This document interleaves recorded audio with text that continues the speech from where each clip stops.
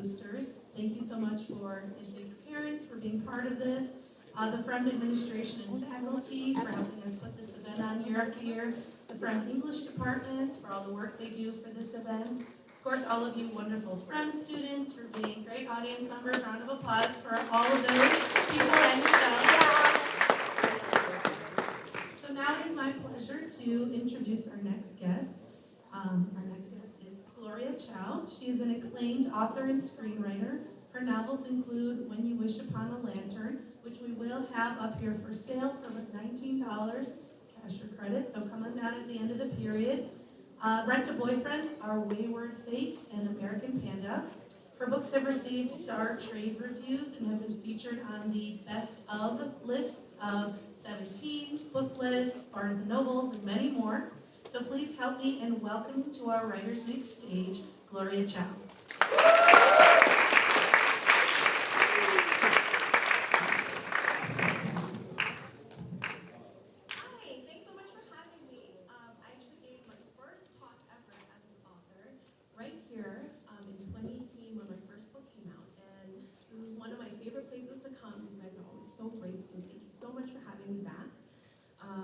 And today I'm going to be talking about 8 things my Asian mother told me. So, first thing, if you aren't a doctor, dentist, lawyer, or CEO, you will not be successful. And she means in life, in everything, not just in my job. So as you can imagine, I had a very different journey here than a lot of other authors. I didn't grow up reading a lot. I wasn't encouraged to read or write. And in high school, little secret between you and me, I didn't read any of the books I was supposed to in English class. I did Spark Notes for everything. And my parents really just encouraged me, focus on math and science. That's what you're going to do. That's where, where you should be headed. And I did that. I didn't really know much better. I thought that was what I liked, and I just never even considered this as a career. It almost felt like something I wasn't allowed to do. And it wasn't until, so I went to MIT, I studied business. I didn't have to take a single class that involved writing or reading. I thought that was great. And then I went to dental school. And I finished it, I worked as a dentist. I hated every second of it. And it was in dental school when I was completely miserable that I discovered my love for reading again. I started really getting into young adult books. There was something about them that just helped me get through a really difficult week. And I started writing just for myself, just to kind of deal with the things that I was going through. And it wasn't until my husband first suggested, have you ever thought about doing this, that thought even crossed my mind. And my first reaction was what I said earlier, which is, am I allowed to? Like, who gets to do this? And in my head, just authors were these, people that I never really even thought of this as a career, like something that, anybody could try. And so it took me a while to kind of get to this point where I realized, no, I really do love it. I really want to try it. And, I started to put myself out there. And my first book, which is called American Panda, was very much based on my experience. So it's about a girl, she's a freshman at MIT. Her parents really want her to become a doctor, and she hates germs. So this is something that I discovered about myself in dental school, which is why it made the career so difficult for me. I noticed that my classmates were very different, where, they could spend the whole day seeing patients, they could have other people spit and blood in their hair, and it wouldn't bother them, and they could just go to sleep, not even take a shower. And for me, it was really hard, I had everything separate, and it was just a very difficult way for me to live. And it never occurred to me that it was okay that there were some things that were just a bad fit. And I had a lot of people, a lot of family members who were in my ear telling me, if you switch, you're a failure. And that really stuck with me. I really kept thinking, oh, like I have to stick this out because, I have to make this work. But, some things are just not as good of a fit for you, and life's too short to make yourself go through that. So I'm really glad I made the jump. I'm really glad that now, I spend my day in fictional characters' heads instead of real people's mouths. And I used a lot of humor to cope with kind of what I was going through. and I ended up putting a lot of my experience into my first book. So American Panda, has parents that, say a lot of these ridiculous things, but it's kind of like My Big Fat Greek Wedding, if you're familiar with that movie, but about Chinese culture. And I grew up with very traditional parents who, I didn't have to reach far for the humor. So the second thing that my Asian mother told me, if you swing your arms 3,000 times a day, you will be healthy. So in the book, between every chapter, the mom leaves a voicemail for the main character, May. And all of these voicemails include just all the funny things that my mom has said to me over the years, a lot of which she left on voicemails for me. And as an example, here's one. May, I read today that using a tea bag more than twice will give you cancer. You're not doing that, are you? But you shouldn't use it just once either. Waste of money. Use it exactly twice, okay? Call me back immediately. This is urgent. Oh, and it's your routine, which she ends every voicemail with, as if May doesn't know it's her mom calling. So another example of one of the funny things that my mom said that I put in the book is there is this one region in China where they eat a lot of papaya, it's natural there, and the women have giant breasts. And my mom was convinced my whole life, if you eat papaya, you'll get giant breasts. So my whole life, she was force-feeding me papaya. I hated it. She put it in everything, in smoothies, and it doesn't work. But I put it in the book because I thought it was funny. It was just this thing I grew up with. And I was shocked to hear from a lot of readers after the book came out, hey, my mom did that too. And that really surprised me. I mean, now it makes sense. It's probably a cultural thing. But, there are so many of these things that just I didn't talk about growing up. I didn't meet other people who went through these experiences. And when I wrote American Panda, my goal was, I hope someone who's going through something similar picks this up and maybe feels a little bit less alone. And in my head, I didn't really think about it being published, but I was just hoping maybe one person will. And the best part that came out of that journey is hearing from other readers telling me, hey, my parents did this too, or, I also grew up with something similar. And it surprised me because I didn't realize that I would end up feeling less alone by writing. And some of them are more serious, not just the funny things. In the book, the parents disown the main character's brother because he is with someone that they don't approve of. And I heard from a lot of readers, this is something that happened to me, either to me or to my brother or to my sister. And that's one of those things that is so difficult to talk about. When I was growing up, my parents were so strict. I used to try to talk to my friends about it. None of them understood. None of them had parents who were similar to mine. And they would say things like, oh, why don't you just tell your parents you're not going to do that, or just tell them no. And it made me laugh because in my head I was like, you have no idea what it's like.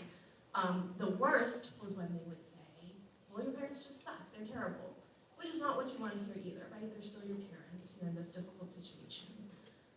And so I never realized there were so many other people that had similar things, but once I realized that, it made sense because I didn't talk about it either. It's difficult to explain. But when you have someone who's gone through something similar, there's just something so wonderful about it to be able to have that understanding. And hearing from those readers was just, amazing. And I've heard from readers of all backgrounds, all ages.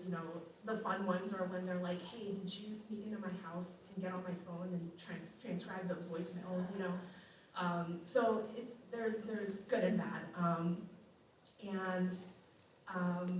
A lot of the difficulty also in relating to others is every single person interprets culture differently.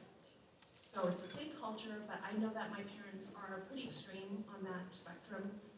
And obviously, everybody's experience, even within the same culture, is very different. And so that's something that I think about a lot when I'm writing. And my goal is basically, I want to write an honest experience. I want to stay true to what mine is, because I feel like that's the best that I can do. And I know that I can't represent everyone with just one story, but I'm hoping, within this story, I'm representing a certain experience, and with every book, I'm trying to represent a wider breadth. So the third thing that my Asian mother told me, I've chosen the perfect husband for you. I've never met him, but I know his mom, and since she's good, he has to be good too. So this really happened to me. I was dating my now husband. It was very serious. And my mom was like, no, I have someone who's great for you. I haven't met him, but I know he's going to be great. So this has a lot to do with the third book that I wrote. It's called Rent a Boyfriend. There is this practice that happens in a lot of Asian countries where women feel so much pressure to bring home the perfect boyfriend to introduce to their parents, usually it's on Lunar New Year, that they actually hire a fake person, so an actor, to come and basically pretend to be whatever it is that family values. And to them, it's just easier to do this to keep up the charade than to actually have to deal with, everything that the family is saying, all the pressures. And when I heard this, my first thought was, I get it. That makes sense to me. And so I really wanted to write that as a book. I thought it made for a very interesting premise from both sides. So I brought the practice here to a highly populated Asian community in California. It's dual point of view, so you switch between the girl and the guy. And the girl hires a fake boyfriend. She introduces him to her parents. He's this aspiring surgeon. He's all the things that they want him to be. And then she falls for the real guy behind the role, the one who is an artist that isn't making any money except for when he pretends to be other people. And so as you can imagine, her life is very complicated. She's just introduced him to her parents as somebody else. And I used a lot of kind of the funny things my parents have said about relationships and what to expect, putting it into this book. The fun thing about this one was because a lot of these hiring the actors happens around holidays, this book jumps from holiday to holiday. So we start at Thanksgiving, we jump to Christmas, we have New Year's, Chinese New Year's, Valentine's Day. And with every book that I write, I try to challenge myself with something new that I've never done before. So with this one, it had the dual point of view, which was new. But I felt like I had to do that because I just was so fascinated. What is it like to pretend to be a fake boyfriend on a job? It's not just like you're acting. You have to be in character for, say, 3 days or however long this weekend is. And I found myself just continually wondering, what are they thinking about? What kind of training do they get from their company? I named the company Rent for Your Rents. And so I came up with a whole backstory for, how this came about, how they train all we call them operatives. And so I jumped point of view so that you could kind of hear what it's like to be on the job. So the holiday to holiday jumping led me to an interesting issue that I hadn't had with my other books, which it creates a very interesting timeline, and I wasn't sure how to develop their relationship in between the holidays. And that was the part that I got stuck on the most when I was drafting this book. And it wasn't until I figured out I could use text that it came to me. So there are these, you see their text messages back and forth between the chapters, and that was really fun to write. It was the worst headache to format. It took me months just to get them to format the text so that they were readable. But I had a lot of fun, and I was just going to read you one of the texts that I liked that kind of showed you the humor and kind of something fun that you can do with the text structure. So the main girl, Chloe, is texting Drew, the fake boyfriend, but they're being themselves. This is not him, pretending to be her boyfriend. This is just them getting to know each other. And she says, in high school, I told the football star, Jerry, I'll never forget his name, that I was impressed by how he lived up to the name of his position. I thought he played defensive line, and I was trying to thank him for backing me up to a teacher who wrongly thought I'd been cheating. But turns out, he was the freaking tight end. Oh no, you inadvertently told Jerry you liked his butt? So I try to use, humor when I can. Another way that I used humor in Rent a Boyfriend, and another way that I got to use my past, because it sometimes bothers me, I spent all this time becoming a dentist and I never use any of it, but I got to use it in Rent a Boyfriend. Chloe's parents are dentists, they own their own practice, and since he is an inspiring surgeon, when he's there for Christmas, there is an emergency that comes up and the dad has to go into the office to treat a patient, and so of course he brings Drew along to assist him, since he should be really great at this. And so we're in Drew's head, this is his point of view. Human mouths are friggin' disgusting. This was most certainly not in my training. I'd have to tell corporate to add a don't upchuck after contacting human fluids course. You okay, finally? Jingjing's dad asked through his mask. The middle-aged patient gave him a thumbs up, unable to do more. I'm not okay, my brain screamed, but luckily my face mask covered a lot. It would also catch my vomit, right? In my year and a half at Rent for Your Rents, I had been covered in spit, yes, when Michelle's mother yelled at me about the soaps and the spray accompanied every third consonant. Had worn a mask, yes, at Grace's house because her nai-nai was 100 and we all had to cover up so she wouldn't get sick. But no, I'd never been covered in spit while wearing a mask that suddenly felt too thin, all while holding tools in a stranger's mouth. To the right, Andrew, Jingjing's father said sternly, and I tried not to look at the puddle of spit as I directed the thick white suction tube toward it. Crap, and I was supposed to be a promising medical student. This might be the closest I'd ever get to having my cover blown. Keep yourself together and the vial down, I yelled at myself. Finally was the last patient today, but I hadn't gotten better with experience. Somehow worse, it seemed. I tried to pretend Family's mouth was just a canvas and our goal was to create some art. Oh God, and now look, some blood. Red paint to use. Note to self, when possible, lean toward playing the future architect, computer scientist, lawyer, or CEO. Any profession where it's okay to look as nauseous as I feel in a medical setting. So when I wrote this passage, I felt like I was just writing kind of what was going through my head when I was in the dentist chair. So it was kind of cathartic, getting to finally use that a little bit. Okay, the fourth thing that my Asian mother told me, don't take your pants off to fart. This is actually a very common Chinese idiom. They have a lot of these that I grew up hearing that I didn't realize until I was older, like, oh, that's actually kind of funny, or that's pretty unique. And so in American Panda, I used a lot of these. And there's actually one character, her name is Ying Na, who is kind of the community's cautionary tale. So she's the one that, the parents always use, like, you can't do this because this is what Ying Na did. So I'm just gonna read you the first paragraph you ever hear about her. Poor Ying Na, the Taiwanese American cautionary tale of a girl who chose happiness over honoring her parents and was cut off financially and emotionally. Now she was the pigu of every rumor, all created to support other parents' mournings.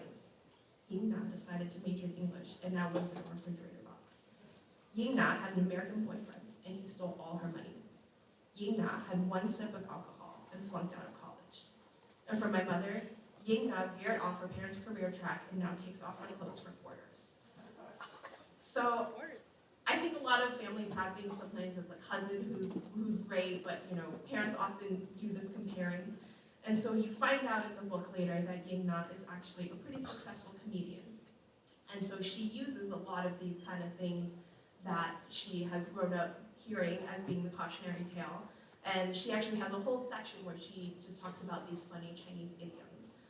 So I try to use a lot of these interesting things that aren't quite known to a lot of readers.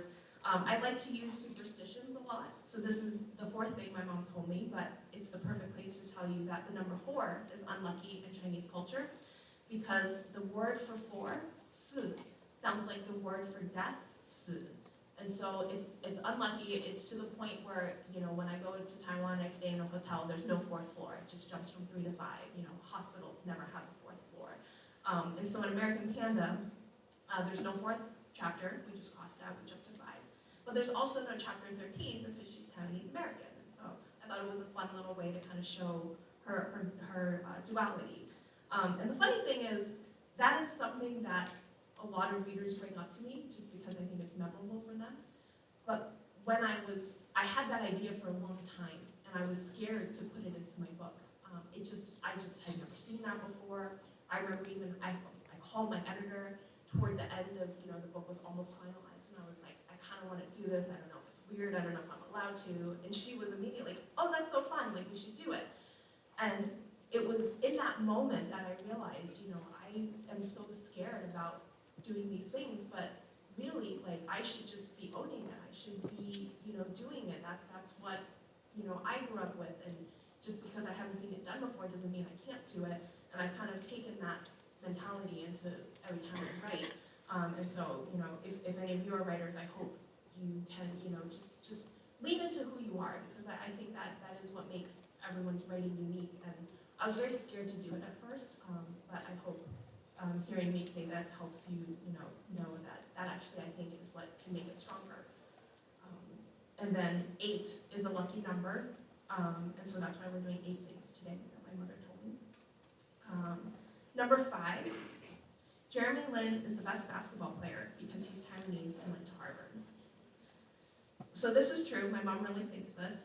She doesn't know any other basketball players, she just knows Jeremy Lin, and she's convinced he's the best in the world. They were really into the whole insanity when that happened.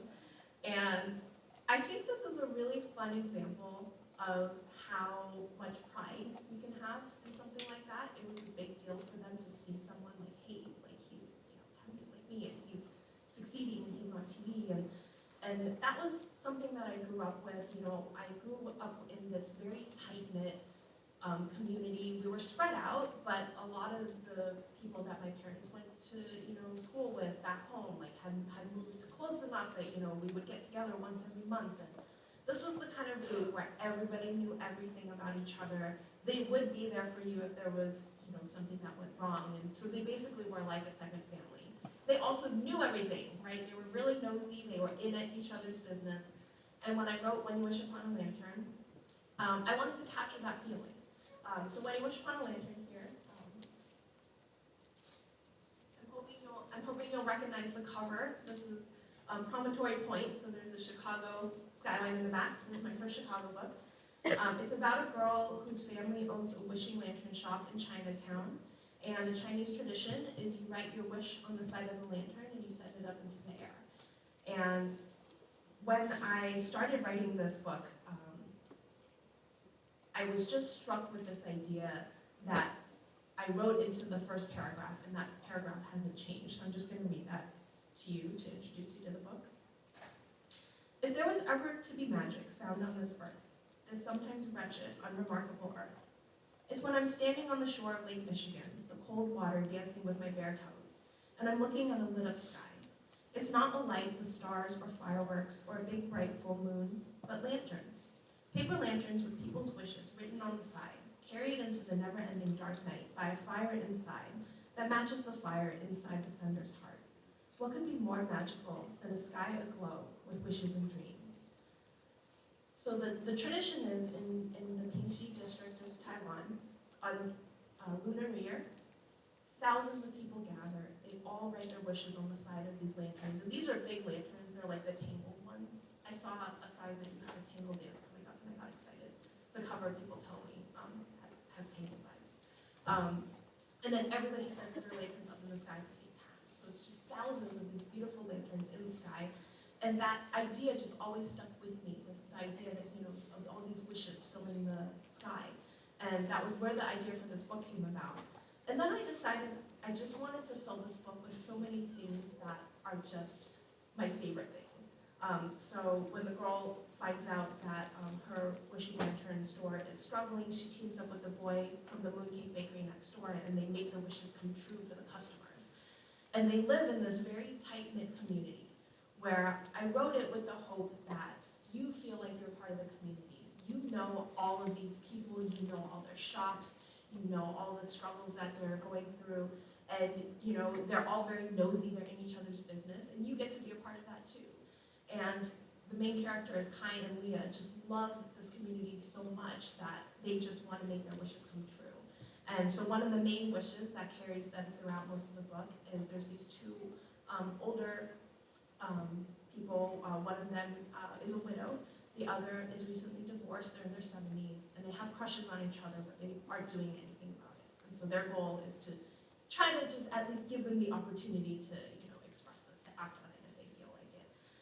And so, I wanted to write these intergenerational friendships and just kind of get that feeling of, being proud of each other, like this tight-knit community that just loves each other that I grew up with.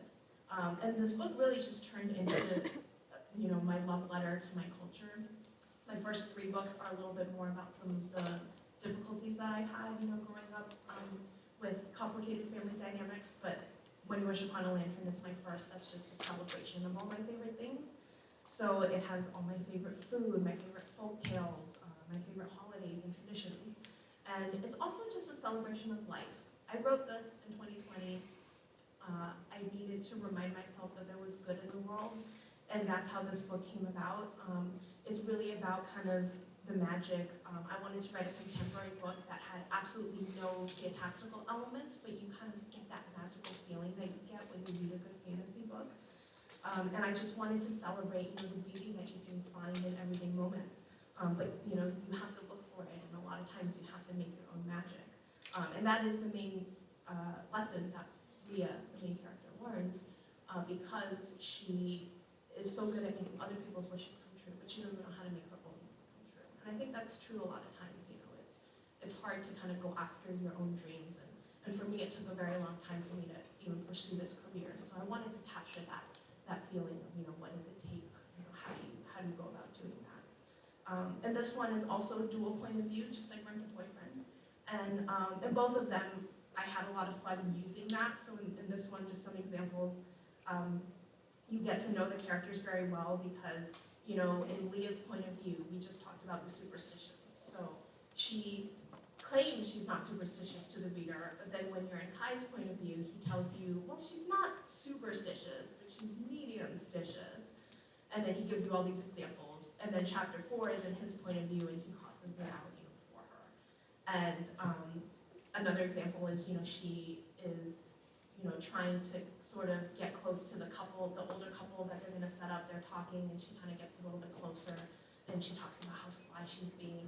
And then you see it from his point of view, and he's like, she thinks she's so sly, but she's not. It's so cute, And so you're really getting to know these characters better, and it's kind of an opportunity for a little bit of humor, but also, you see how somebody else sees them. And so that was my favorite part of doing the dual point of view. The funny part is, a lot of times, editors and agents don't want you to do dual point of view. They always claim, you have to have a really good reason. Otherwise, we think it's a bad idea. Luckily, nobody said anything for this, but I don't feel like I had the best reason to, but apparently it worked because nobody told me to take it out. So the sixth thing that my Asian mother told me, we came to America for a better future for our family. So this is reflected in all of my books, especially When You Wish Upon a Lantern. All of the families in Chinatown, have their own stories for why they came. And my mom talks to me about how when she was little growing up, she would hear stories about how you could find gold in the streets if you came here. And I think a lot of this is also what plays into why I call it, there's Asian guilt, where, your family did so much, they sacrificed a lot to give you this better life. And I think that is why it was so hard for me to make this career change. I really did it for them. I knew pretty much from day one that I didn't want to be a dentist. I hated every moment of it. But I stuck it out for 5 years because they really wanted me to, and I just didn't think I had another choice. And so I think, there's a lot of good that can come from that. I think there's a lot of tough things that can come from that. It was difficult growing up, where they had different values and ideals that I didn't understand having been grown here. I feel fully American. And so that's just a topic that I explore, especially in my first 3 books, because I feel like that's a topic where there's no good answer. Everybody's coming from a good place. They're trying their best. And so that gets to the 7th thing that I want to share, which is my mother said, I don't know how to communicate because of how I grew up. So this is what I talked about most in my 2nd book, Our Wayward Fate. That book is about a girl who is the only Asian in a very small Midwestern town. It's in Indiana. And when she meets another Asian boy who moves to town, she, at first, is relating to him. He understands a lot of things that she's gone through. And she's shocked when her mother tells her not to have any contact with him. But the mom doesn't say why, and that becomes a theme throughout. And there's a second storyline, which is in 17th century China. It's a retelling of one of China's most famous folk tales called The Butterfly Lovers. And when the 2 stories meet up, you find out what's going on with the mom. And this book is all about miscommunication and people having good intentions, but that not being enough. And if you don't communicate with each other, just what can arise. And I came up with this book when I was finishing up American Panda. And what happened was I was shocked that a lot of the reasons that my mom had for being upset about my career change were not what I assumed. I never really had a very honest conversation with her about any of what I was feeling because I was scared and I just didn't know how to talk to them. And I did it for the sake of the book. I was writing the mom character, an American Panda, and I didn't know a lot of her motivations. And for the sake of the book, I told myself, you have to talk to your mom, and for the sake of your relationship. But it was really the book that ended up pushing me to do this. And I remember, my hand was shaking. It was the scariest thing. I had no idea how it would go. And then everything she said was just not what I thought. I ended up putting basically that conversation word for word into the later chapter of American Panda. And it just shocked me how much went unsaid between us, And she finally said, this came out of nowhere for us. We had no idea how unhappy you were as a dentist. And in my head, I was like, you saw me every weekend when, I was a dentist, and I just assumed that they would know. But I wasn't communicating, and it was this epiphany of I wasn't communicating either. It wasn't just them, right? In my head, I kept thinking, it's them, it's them, it's them. And, I realized, it's on both sides. And so I really wanted to write a book about that. That's what Our Wayward Fate is. And the eighth and last thing that my mom said to me was the biggest surprise of all. She said, after American Panda came out, thank you for telling these stories. So when I started this journey, I really thought that writing would be what broke us. When I made the decision to switch, I even had to ask myself, I was like, are you going to be okay if your parents don't talk to you after this? Because I thought that was a real possibility. And it was a very hard decision, obviously, but there was a part of me that was like, maybe we can work through it. We'll see. And even at that time, though, I wasn't realizing just how little I was communicating on my end. And I did ask my mom before American Panda came out, I checked some of the things with her. I was like, are you okay with me telling some of these things? And it shocked me that she was like, I'm glad you're telling these stories. I think these need to be told. And it's just another reason why I'm so glad that I'm writing these. It never occurred to me that it could be the thing that actually ended up bringing us closer. Things aren't perfect, I'll be honest with you, but they're just so much better than they could have been even without the writing. And so, writing these not only helped me because I could have these characters go through things that I was going through that was easier, when you take a step back, but they also helped me understand her, and it helped me communicate with them in a way that I had just never imagined. So I'm a firm believer in the power of books, the power of writing. I think it's amazing. I think books can do something that no other medium can, not movies, not anything else. And yeah, so thank you for listening to my story. I have a fun little game for you. I hope it's fun anyway. Now that you know my story and my family a little bit better, I was hoping we could play Two Truths and a Lie. So I'm going to read you 3 statements. I'll read them all first, and then I'm going to ask you to clap for the one that you think is the lie, okay? Statement 1. My grandmother believes that eating 7 eggs a day is the best health advice in the world. Number 2. My mom thinks that to grow taller, you should try to jump really high every day. Number 3. My mom thinks that I should marry someone older because once I hit menopause, the men will put pause on the marriage. That's why it's called that. And he needs to also be old and wrinkly when that happens so that he won't leave. Okay. Okay, so this is the real clapping, okay? So who thinks that number 1 is the lie? My grandmother thinks eating 7 eggs a day is the best advice. Okay, number 2, you have to jump to grow taller.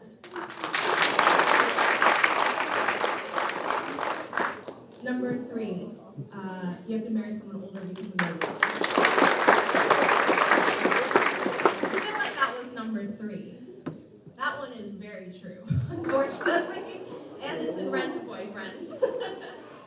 The false one is number 2. And I feel a little bad about this because I feel like I was tricking you a little bit. That's something that my friend's mom said. So it is something that is believed, but my mom has never said that. But my grandmother really does think eating 7 eggs is very good. But you definitely should not. That leads to very high cholesterol. So I left a couple minutes to see if anyone had any questions. Yes.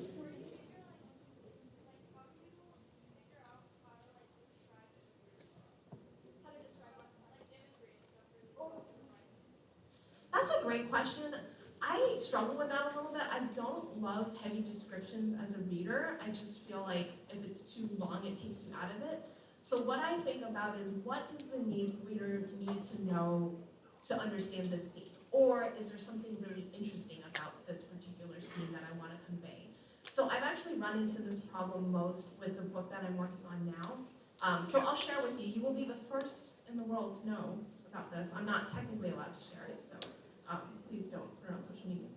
So I'm working on my next young adult book, which will be out next year, and it is a scavenger, it's like a treasure hunt book. So similar to like Inheritance Games or National Treasure, the movie Da Vinci Code. And it takes her all through Taiwan. So it's kind of all my favorite things about Taiwan, and she's solving all these puzzles to take her to different places.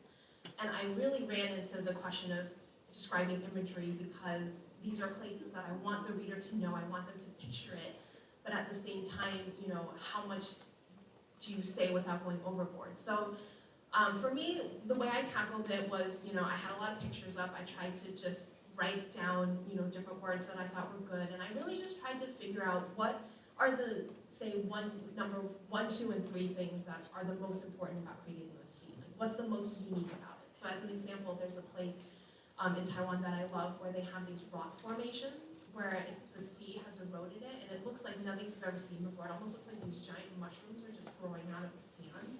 And so for me, I was like, well, I have to get like the substance, right? Like these are really hot, but hard rocks, but they look like sponges. And then I wanted to get the color, and I just wanted them to know, like, okay, it's like sand on the ground. So it's like, what are the minimum things that you need to get them to picture it in their head? And then I kind of go from there. I also think it's fine to kind of build up and then trim back.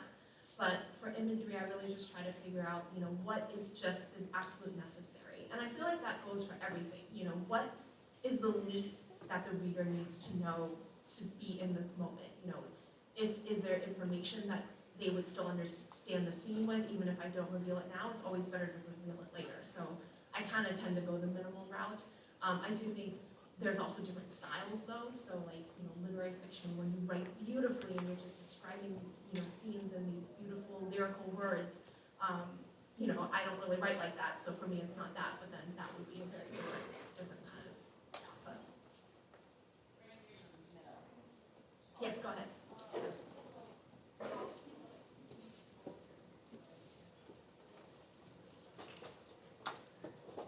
That's a great question. I do so much research because I'm so scared of getting anything wrong. And then as I've, you know, gone down this rabbit hole of trying to look something up for an hour, I realized there's a million different interpretations of culture.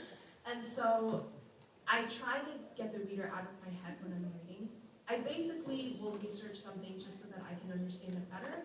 And then I pick the most interesting things to me. I'm like, what did when I read it, I was like, oh, that's so cool. Or like, oh, I'm so glad I did this research and I figured that out. And I'll put the most interesting things into the book. I do think about the reader, like how much do I need to explain, you know, so that they'll understand, like how much backstory. It is funny because my editor, I had a conversation with her about that recently, and she was like, well, you know, it's whatever you want. You don't have to think about the other readers if you don't want. It's whatever you feel like is best for the story. So it really is kind of just the kind of book that you want to write. And I do tackle each one differently depending on what it is. So for Rent a Boyfriend, I did a little bit less backstory in the actual pages because I felt like it was more about the romance. But then I had a section in the back where, you know, we talked about Tangna, which is like the moon goddess. And I didn't give you a lot of background, but they reference it a lot. It becomes an inside joke. But if you want to learn about the history of Tangna, I have a paragraph in the back where you can go and look it up. So I feel like I kind of wanted to cater to different kinds of reading experiences, and I tried to figure out for that book what makes the most sense. The hardest part, I think, too, is you do have to explain more things, right? If you're writing a not Chinese story, like there's a lot of things that are given that people understand. If it's certain things, like say in pop culture, if it's the average, you know, experience. And so sometimes it does feel a little bit frustrating, but it does get easier the more you kind of get used to how to weave it in. And I mostly just think about what's the most entertaining. And I definitely try not to go overboard. I never want to over-explain. And I feel like readers are smart, you know, they'll pick up on things. And so like for the number 4, I did just have the one sentence explaining, oh, the number 4 in Mandarin sounds like the word for death, so it's unlucky. And I didn't go too far into detail. But then in the new book, because it kind of played into a lot of other things, I went a little bit more into detail and explained a little bit more backstory. So I think it's whatever you want it to be, whatever is best for the story.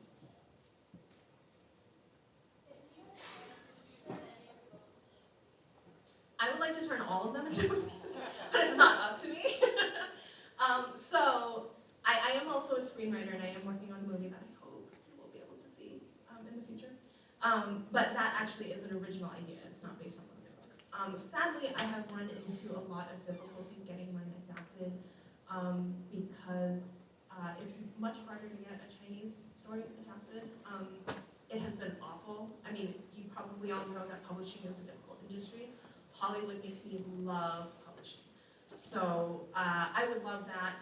We've gotten close a few times, but now we're as far as ever. So we'll see. Yeah, it's a good question, but yeah, Hollywood is brutal.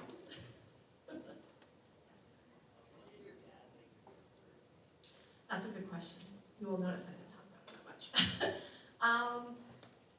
He had a harder time with it than my mom did, and I think part of that is my mom had a lot harder time with the culture than he did. He read my first book. He didn't say much. He laughed at a couple of the things that were kind of inside jokes between us. And he just said, I'll need some time. And I said, okay. We didn't talk for a week. And then he called me back and he just said, I'm okay with it. And I said, okay. And that was basically all we talked about it. So he's just not, quite as open to talking about things. And he's more supportive about it in the way that he is, but we didn't have deep conversations about it the way that I did with my mom. Good question. Yes.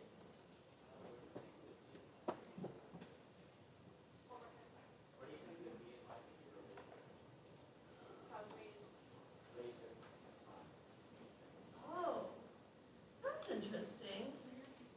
Oh yes, sorry. The question was, where do I think I would be if I was raised differently?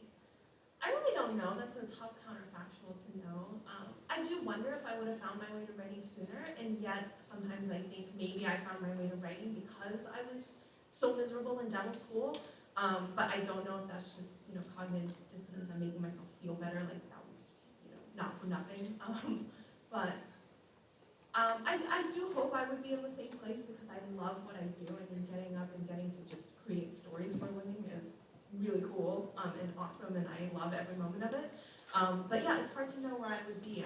I do wonder, I have a feeling though that if it wasn't dentistry and it was something else that I wasn't quite so miserable with, I might have stuck with it, and it may not have pushed me to make that change. So maybe in some ways it's okay that it ended up this way, even though it was kind of a difficult path. It's a good question. But I do wish I had explored more. If that's one thing I can leave with you with, that's like my one wish, is that when I was your age, I had just tried to look into other things more. I felt so much pressure to already know what I was going to do that I felt like I had to pick one and then focus on it and make it happen. And I wish I had known at that time, it's okay to not know, it's okay to figure out what you like and things will change. My husband also changed careers really late. Sometimes it's just hard to know, and that's okay. Okay, that's time. Thank you so much for your attention.